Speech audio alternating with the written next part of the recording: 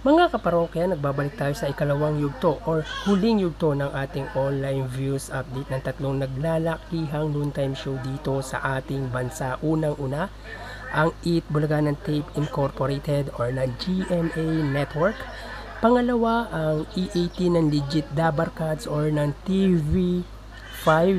At pangatlo ay ang Eat Showtime ng Madlang People or ng ABS-CBN.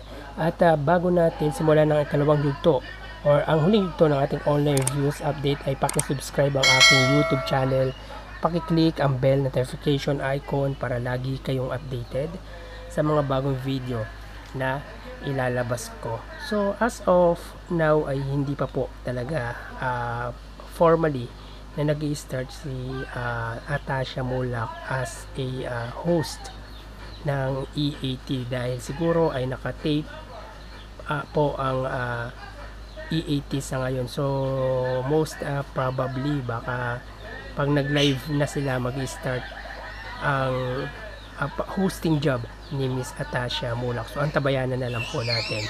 At tara, ating unahin ang Facebook Live ng tatlong noontime show para sa Itbulaga under sa Tape Incorporated YouTube Facebook page na may 230k followers, sa E80 under TVJ Facebook page na may 1.6 million followers, at sa It's Showtime na may 16 million followers. So sa kasalukuyan as of 1:23 ng hapon, ang Eat Bulaga ay may segment na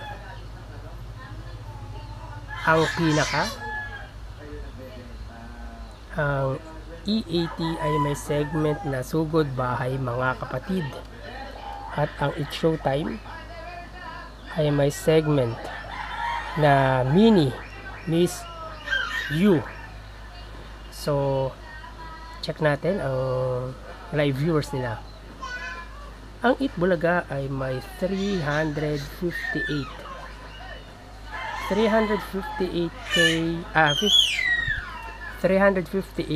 live viewers. Ang E80 ay may 6.8k, at ang It's Showtime ay may 4.5k live viewers. So ulitin po natin, ang Eat Bulaga ay may 358 live viewers. Ang E80 ay may 6.9k live viewers, samantalang ang It's Showtime ay may 4.5k live viewers. So tignan naman natin ang YouTube channel ng tatlong noontime show. Unahin natin ang sa It's Showtime at sa E80 dahil isa lang naman ang YouTube channel ng Eat Bulaga. Para sa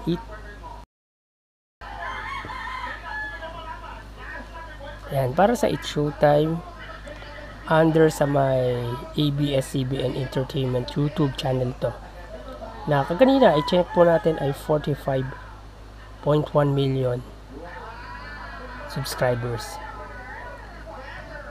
Sa E80, yan, E80 under naman sa TV5 Philippines.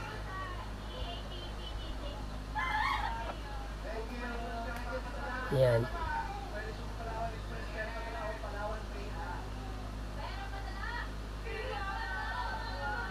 Sa kasulukuyan, sa nakikita po natin, ang Eat Showtime ay may 68.68k live viewers.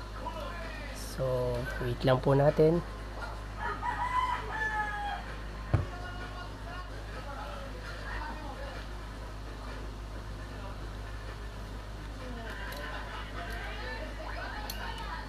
Yan, ang Eat Bulaga as of 1:26 po yan.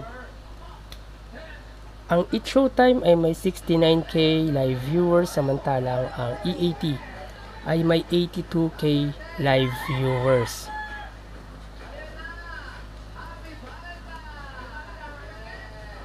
Yan. Tingnan naman natin ang isang YouTube channel ng tatlong noontime show. Para sa ABS-CBN 8 Showtime under ABS-CBN 8 Showtime at sa TV EAT ay under sa TVJ YouTube channel. Yan. Ang ABS-CBN 8 Showtime ay may 1.89 million subscribers, samantalang ang TVJ YouTube channel ay may 605k live subscribers.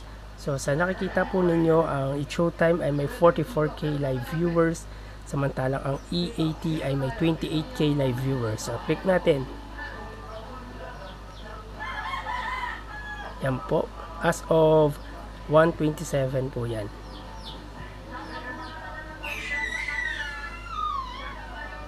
Yan. Again, ang 8 Showtime ay may 44k live viewers, samantalang ang EAT ay may 28k live viewers as of 1:28. Ang Itbulaga naman, sa nakikita po ninyo ay may 1.5k live viewers. At again, sila ay may 5.28k live subscribers rather. Yan.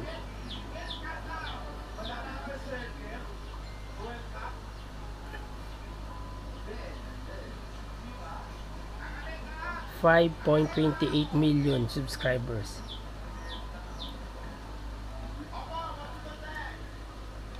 Sila ay may kasalukuyang 1.9k live viewers.